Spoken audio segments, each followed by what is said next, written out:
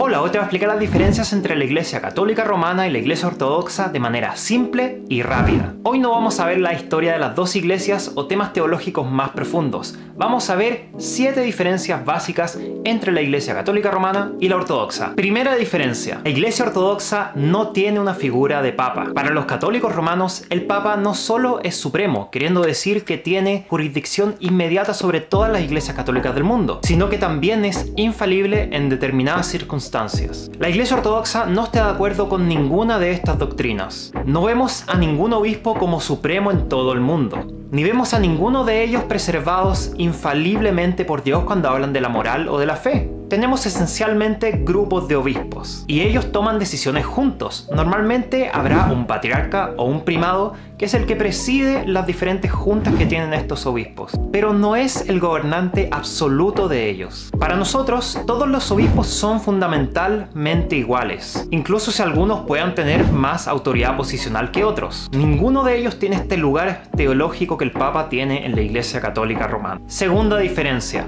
el celibato del clero. Para llegar a ser sacerdote o diácono en la Iglesia Católica Romana, una persona no puede estar casada antes, o sea, debe ser célibe. Para la Iglesia Ortodoxa el caso es distinto. Un hombre casado puede llegar al diaconado y luego al sacerdocio. Por ejemplo, mi papá es sacerdote y somos 4 hermanos y no hay ningún problema con eso. Esto para la Iglesia Católica también era el caso. Cambia en el año 1139 en el Concilio de Letrán. El clero casado siempre ha sido parte de la tradición cristiana.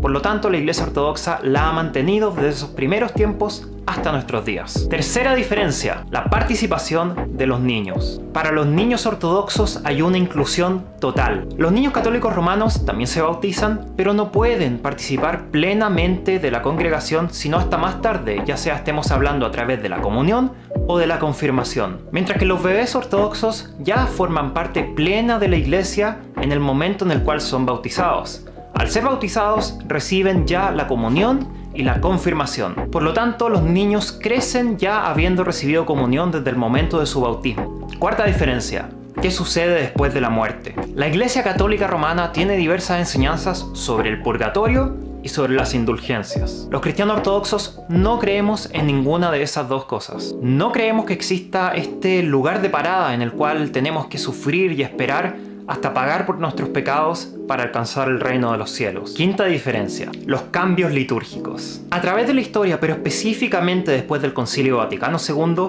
han habido grandes cambios en la liturgia católica romana. La misa cambió totalmente y muchas otras cosas también cambiaron en la vida de adoración. Los cristianos ortodoxos nunca han sufrido un cambio tan grande. Ciertamente, tanto Oriente como Occidente han tenido pequeños cambios a través de los siglos y de manera paulatina. Si hubo reformas, no fueron ni de lejos tan grandes como la de la Iglesia Católica Romana a finales de los años 60 y a principios de los años 70. Para los cristianos ortodoxos, litúrgicamente hay muy poca diferencia entre una liturgia, digamos, del año 400 y la liturgia que tenemos hoy en día en nuestras iglesias. Sexta diferencia: la señal de la cruz. Para la Iglesia Católica Romana, en el año 1570, el Papa Pío V decretó que la señal de la cruz se debe hacer con 5 dedos, primero yendo a la frente, luego al pecho, a la izquierda y después a la derecha.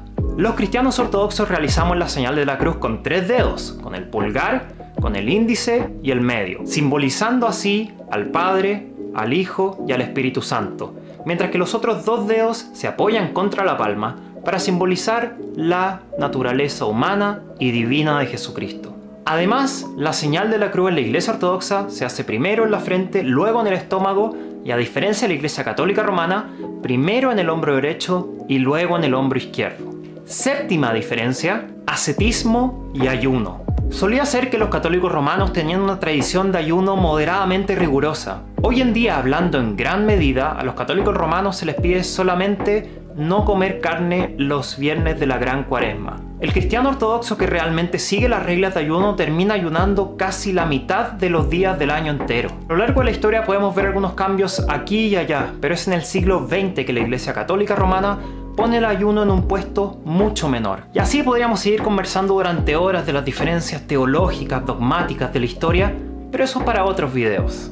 Si te gustaría que el próximo video sea sobre los sacramentos de la Iglesia Ortodoxa, Déjamelo saber en los comentarios. Si te gustó este video te pido que dejes un like y te suscribas para poder ver más contenido. ¡Nos vemos!